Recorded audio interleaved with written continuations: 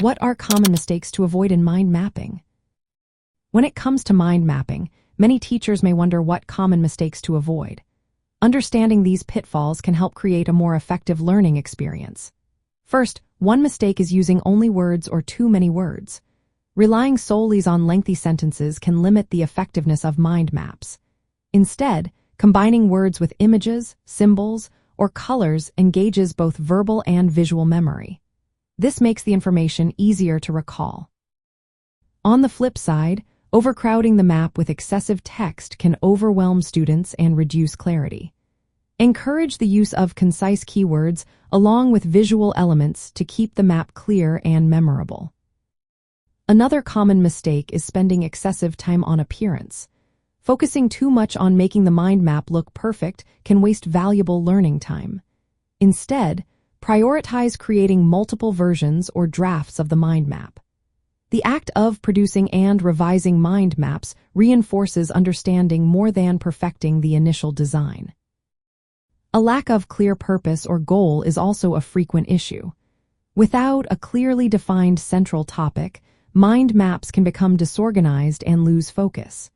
Teachers should guide students to write down the main purpose of the map prominently. This helps keep ideas relevant and connected to the learning objective. Additionally, using enclosed boxes or frames around the central image can signal to the brain that the idea is complete and closed off. This reduces creative associations. Instead, use a unique, colorful central image without enclosing it to encourage an outward flow of ideas. Poor spacing and layout can create visual clutter. Crowding items too close together can confuse students. Adequate spacing between branches and items provides order and structure, making the map easier to read and navigate. This spacing is as important as the elements themselves. Mind maps should not just be static notes. Teachers can encourage students to use their maps to test their understanding. Asking why and how questions about the content fosters active engagement. This deepens learning and helps transfer information into long-term memory. Lastly, getting lost in excessive details or irrelevant ideas can distract from the main topic.